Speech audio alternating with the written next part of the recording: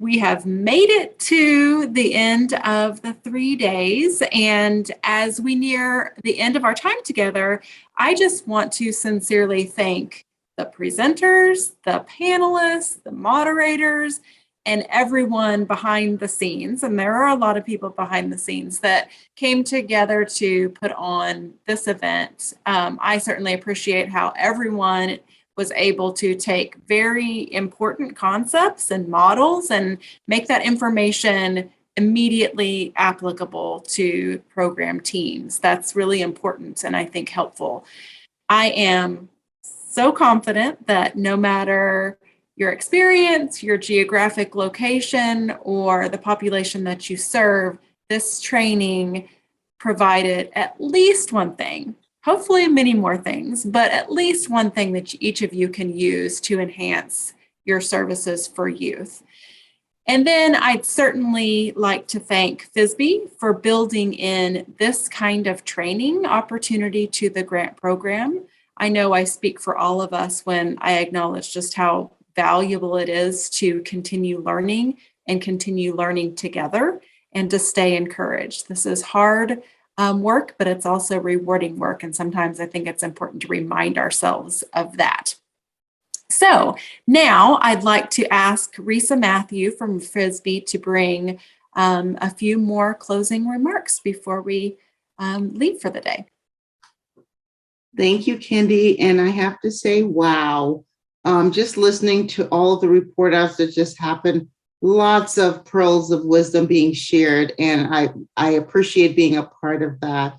So good afternoon, everyone, and hello, SRAE grantees. I am Resa Matthew, the Acting Director of the Division of Optimal Adolescent Development, which hosts the Adolescent Pregnancy Prevention Program, but I also serve as the Director for the Division of Evaluation Data and Policy within the Family and Youth Services Bureau, or FISB.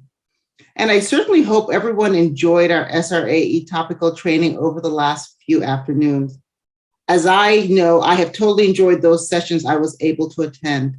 And so I want to thank you all for committing your time to advance your knowledge, skills, and abilities in the area of sexual risk avoidance education.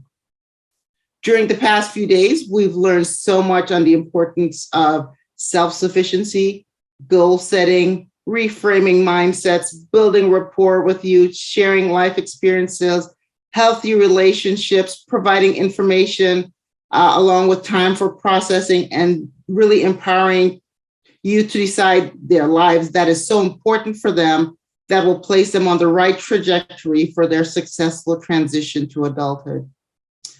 Also, I'm so pleased with the attendance for this first 2020 SRAE topical training this year. Over 350 registrants, and I saw we had upwards of 295 people join for the opening comments delivered by FISB's new Associate Commissioner, Kimberly Waller, followed by Dr. Hong's very engaging keynote. So once again, despite the virtual format, we're experiencing very good participation, including representation from 128 of 192 active grants across all three SRAE programs.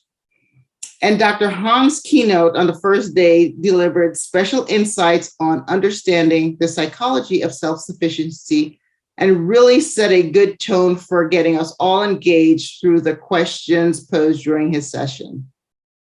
The selected topical training sessions kept your engagement with the various grantee panels, field talk sessions, and some of the breakout groups throughout the 3 days of training, and really appreciate your active participation and appreciate all of the presenters and all the hard work that went into developing your presentations. However, our goal through this training was to integrate Dr. Hong's research with each of the SRAE required A through F topics, focusing on themes such as normalizing healthy behaviors, like delaying non-marital sexual activity that can create positive effects for youth, and that developing the information and skills to encourage self-regulation, goal setting, and healthy decision-making can move youth towards low and no risk behaviors and towards optimal health and development. It is my hope the last you see these pathways, consider the ways you can implement them into your programming. I'd like to offer another word of encouragement, similar to Associate Commissioner Waller, to take advantage of the community of practice resources available on the exchange. There's an enormous amount of knowledge available on all aspects of SRAE and other APP programming topics. And leveraging these resources offers myriad of benefits to your work. Additionally, if you haven't visited lately, please also go to teenpregnancy.acf.hhs.gov, which is our Adolescent Pregnancy Prevention Program page on the FISB website. We'll put that address in the chat. But go ahead and log in and explore the site. See what tip sheets, infographics, and webinars you can find relevant to your programming and activities. Once again, we want to extend our thanks and gratitude to our SRAE training and technical assistance partner, Public Strategies, for all their work in developing this event and for your continued partnership and expertise. I also want to take a minute to provide a few updates on the developments within FISB and the Adolescent Pregnancy Prevention Program. First, our Title V state SRAE and our competitive SRAE notice of funding opportunities are pending, and we expect them to be published this coming spring. Second, notifications for your fiscal year 2022 funding through our non-competing continuation process has been initiated.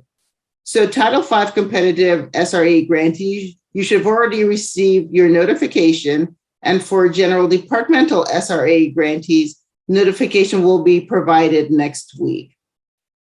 Third, I'm hoping that you should have already received notification that our 2022 annual APP program grantee conference will be virtual this coming June. And I think we just wanted to make sure that your safety was our top priority. And now for some exciting staff developments. We've recently added a few new federal project officers to our APP team. So please welcome Cherie Thompson, Brittany Julius, and Takia Sellers. So you'll hear their names as some of your federal project officers. And then I have one last request of you. So I'm encouraging you to please take a few minutes to complete the participant surveys, which really help us continue to tailor our training and technical assistance to support you in your programming, and more so that will benefit the youth you serve. You should have received an email at the end of each day, so hopefully that means you've already completed 2 of the 3 surveys. And we're hoping for 100% response rate, because we do think this is so critical in shaping the way we provide TNTA to you. And on behalf of the Family and Youth Services Bureau, our thanks and gratitude go out to all of our grantees for all of your efforts to actively support the positive growth and development of youth in your communities. Always keep in mind you are agents of change, making difference one person at a time. So we know it is a tough job, but also ultimately gratifying, and one we believe is well worth the effort. Thank you for saying yes to our next generations of children and families. And last, but certainly not least, I would like to thank the entire APP team for all their tireless efforts, which are truly appreciated. I can't say enough how much I appreciate the team. Otherwise, this work could not get done. And so I will also end with a huge thank you for all your partnership and encouraging all of you to stay safe. And I will turn it back over to Kendy. Thank you, Resa. You did such a wonderful job plugging the feedback forms. We definitely want to hear from you guys. This helps us make adjustments to the kind of TA and topics we provide. So that link is now in the chat. So please go and do that for us. And again, we just thank you for your time. We thank you for your attention. We have big goals to accomplish together for the nation's youth, and you are such an integral part of that work. Thank you. Have a great rest of your day, and let us know how we can help you now or in the future. Bye, everybody.